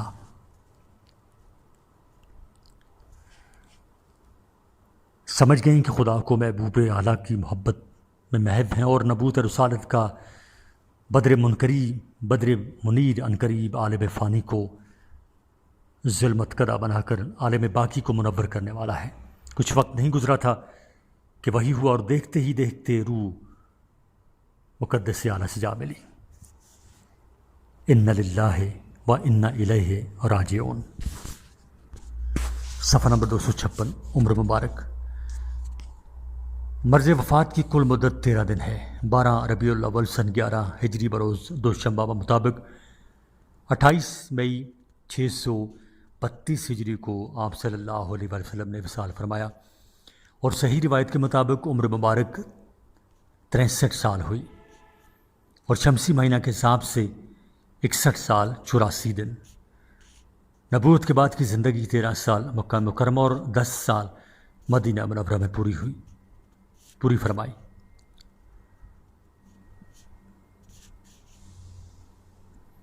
صحابہ کی دہشت۔ صفحہ نمبر 256 جاری ہے۔ وصال نبی صلی اللہ علیہ وسلم کی خبر آن کی آن میں پھیل گئی اور تمام صحابہ پر اس خبر وحشت کے اثر سے سکتے کا عالم چھا گیا۔ عمر بن الخطاب رضی اللہ تعالیٰ عنہ تو عالم بیتابی میں اس قدر حیران و پریشان ہوئے کہ تلوار بے نام کر کے کھڑے ہو گئے اور کہنے لگے کہ جو شخص یہ کہے گا کہ محمد کو موت آ گئی تو میں اس کی گردن اڑا دوں گا۔ صدیق اکبر کی استقامت۔ حضرت عباس و صدیق اکبر رضی اللہ تعالیٰ عنہما صرف دو ہستیاں تھیں جو اس حیرانی کے عالم میں استقامت کے ساتھ اس مصیبت کبریٰ کا مقابلہ کر رہی تھیں۔ حضرت صدیق اکبر رضی اللہ تعالیٰ عنہ کو جب وفات کی خبر کی اطلاع ملی تو فوراً حجرہ مبارک میں داخل ہوئے اور عالم وجد و گرویہ میں پیشانی مبارک پر بوسہ دیا اور فراق کی کلمات سے زخمی دل کو تسکین دی۔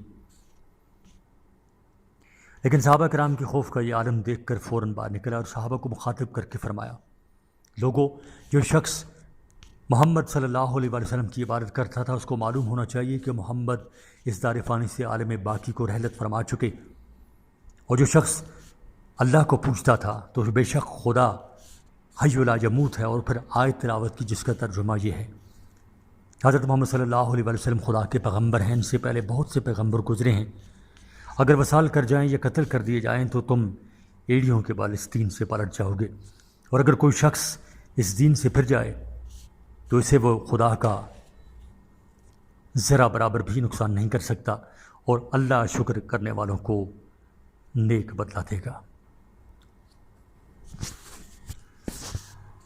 صدیق اکبر رضی اللہ تعالیٰ عنہ کے ان مختصر اور جامع الفاظ اور قرآن عزیز کی برمحل آیت سن کر صحابہ کو تسکین ہو گئی اور ان کے دلوں میں وہ دہشت باقی نہ رہی۔ فاروق اعظم رضی اللہ تعالیٰ عنہ فرماتے ہیں کہ ابو بکر صدیق رضی اللہ تعالیٰ عنہ کی تقریر اور ان کے برمحل آیت قرآنی پڑھنے نے مجھ کو ایک دم چونکا دیا، اور میں اس وقت یہ محسوس کر رہا تھا کہ گویا اس سے قبل میں نے یہ آیت پڑھی ہی نہ تھی، گویا اپنی حیرانی اور انکار وفات پر خود ہی متعجب تھے۔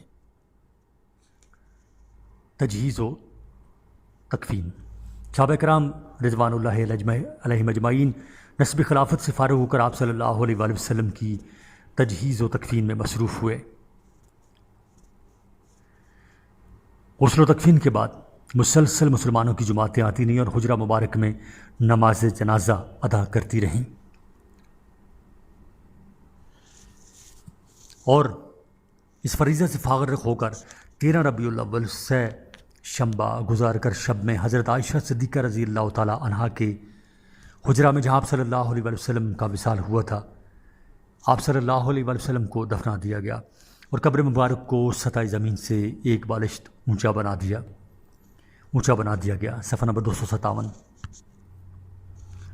نبی کریم صلی اللہ علیہ وسلم کو حضرت علی رضی اللہ تعالیٰ عنہ نے غسل دیا، اور حضرت عباس رضی اللہ تعالیٰ عنہ اور ان کے دو صاحبزادوں فضل و قمن اور اسامہ و شکران مولائے رسول صلی اللہ علیہ وآلہ وسلم نے حضرت علی کی اعانت کی، اور انہیں حضرات اہل بیت نے آپ صلی اللہ علیہ وسلم کو قبر میں اتارا۔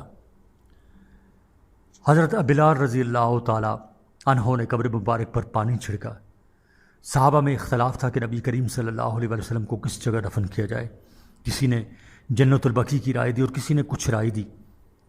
سب باتوں کو سن کر حضرت صدیق اکبر رضی اللہ تعالیٰ عنہ نے فرمایا کہ میں نے رسول اللہ صلی اللہ علیہ وسلم سے سنا ہے، آپ فرماتے تھے کہ نبی کا وصال جس جگہ ہوتا ہے وہیں مدفون ہوتا ہے۔ حضرت علی رضی اللہ تعالیٰ عنہ نے فرمایا کہ ایک مرتبہ مجھ سے بھی یہی فرمایا تھا۔ تب حجرہ حضرت عائشہ صدیقہ رضی اللہ تعالیٰ عنہا میں دفن کیا گیا۔ یہ بھی اختلاف ہوا کہ آپ صلی اللہ علیہ وسلم کی قبر لحد ہو یا شک۔ آخر فیصلہ یہ ہوا کہ لحد کھولنے والے ابو طلحہ رضی اللہ تعالیٰ عنہ زید بن سہل انصاری اور شک کھودنے والے ابو عبیدہ رضی اللہ تعالیٰ عنہ دونوں کو بلایا جائے، جو پہلے آ جائے اسی کی قسم کی قبر بنائی جائے۔ چنانچہ سب سے پہلے ابو طلحہ رضی اللہ تعالیٰ عنہ داخل ہوئے اور قبر مبارک لحد کھودی گئی۔ 3 کپڑوں میں آپ صلی اللہ علیہ وسلم کو کفن دیا گیا۔ آداب معاشرت۔ انسانی زندگی کے رات دن کے ضروری مشاغل، رہنے سہنے، اٹھنے چلنے پھرنے، بولنے چالنے، کھانے پینے، سونے جاگنے، نہانے دھونے کے وہ عمدہ قواعد جو ایک متمدن زندگی کے ضروری اجزاء ہیں، آداب کہلاتے ہیں۔ انہی آداب کی پابندی و عدم پابندی کی بدولت وحشی اور متمدن لوگوں میں امتیاز ہوتا ہے۔ ان آداب میں خوبی و لطافت ملحوظ رکھنا حسن معاشرت ہے۔ اس کی پابندی سے اجتماعی اور معاشرتی امور میں خوشگواری پیدا ہوتی ہے اور انسان مہذب، شائستہ اور باوقار بن جاتا ہے۔ مقاصد۔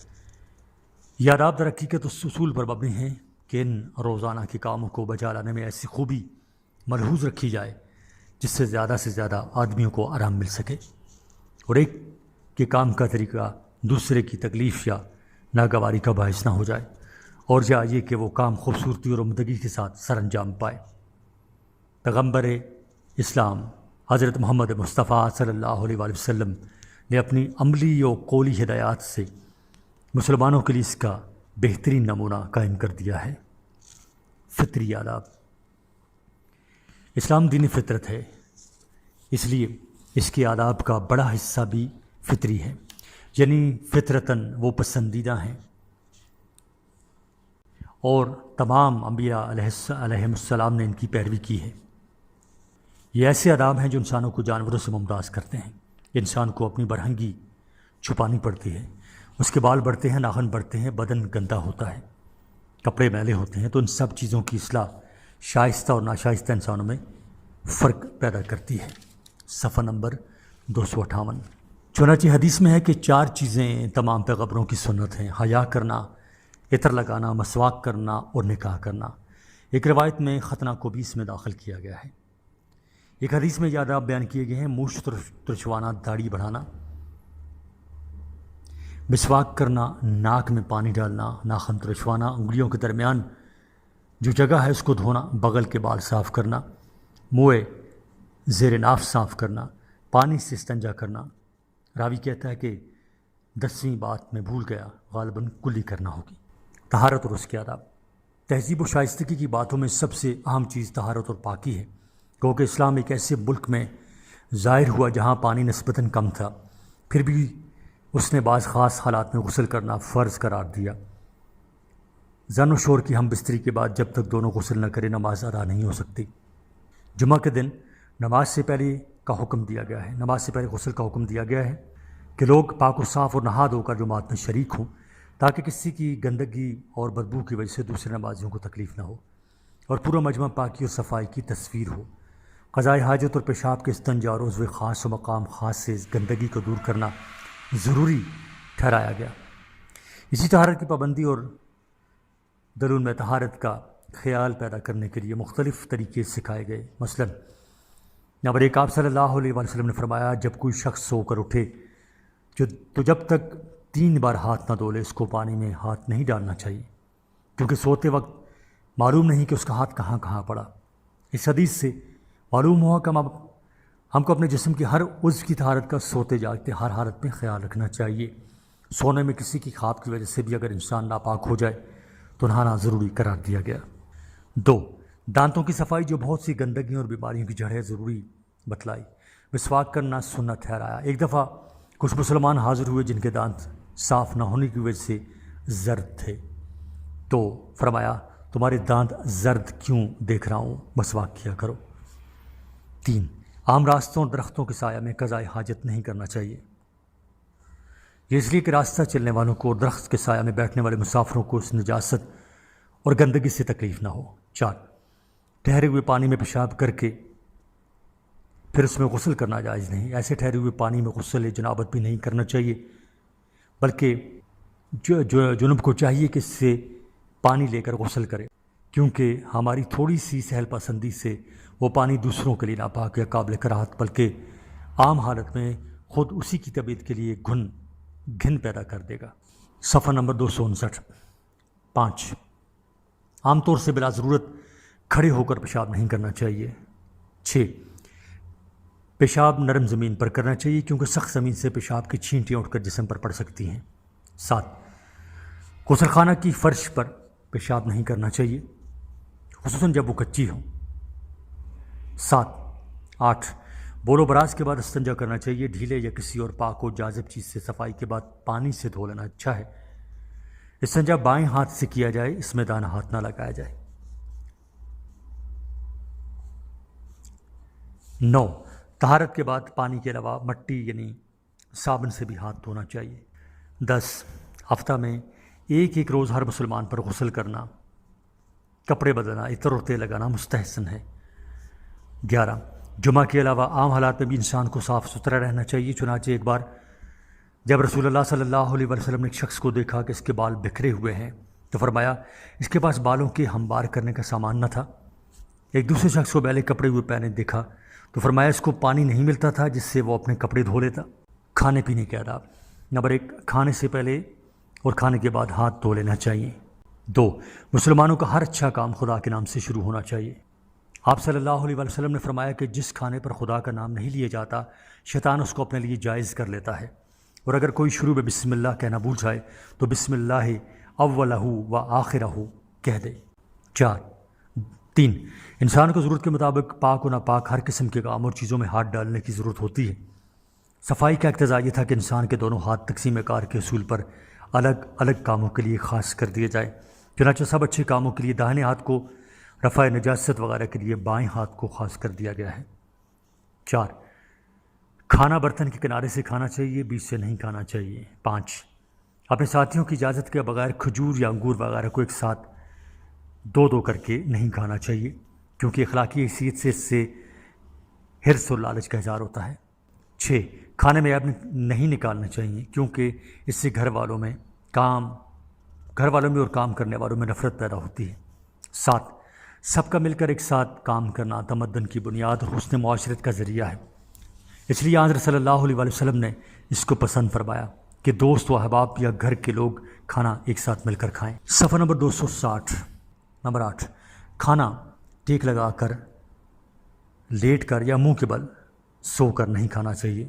کھانے کے لیے بیٹھنے کی مصنون صورتیں یہ ہیں کہ یا تو ایک پاؤں کھڑا کر کے اور دوسرے پاؤں کو اگر اسی پر بیٹھ کر کھایا جائے، یا 2 زانوں بیٹھ کر، جگہ کم ہو اور لوگ زیادہ ہوں تو اکڑوں بیٹھ کر کھانا چاہیے۔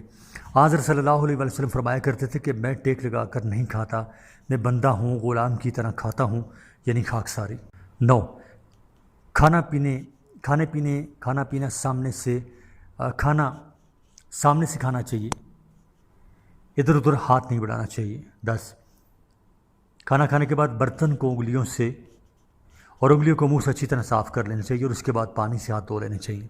11، پانی ٹھہر کر 2-3 سانس میں پینا چاہیے، اس طرح پانی پینے سے پوری سحری ہوتی ہے اور ضرورت کے مطابق انسان پانی پیتا ہے اور اندر سے نکلنے والی گندی سانس پانی میں نہیں نگلے دیتی۔ 12، پانی کے برتن میں سانس نہیں لینی چاہیے کیونکہ ممکن ہے کہ منہ یا ناک سے تھوک وغیرہ نکل کر برتن میں پڑ جائے۔ 13، پانی بے ضرورت کھڑے ہو کر نہیں پینا چاہیے کیونکہ یہ وقار کے خلاف ہے اور طبی حیثیت سے بھی مضر ہے، اور البتہ کبھی کبھی اگر کوئی پی لے تو کچھ حرج نہیں، کیونکہ حضرت صلی اللہ علیہ وسلم نے کبھی کبھی کھڑے ہو کر بھی پانی پی لیا، مگر اس کی عادت نہیں کرنی چاہیے۔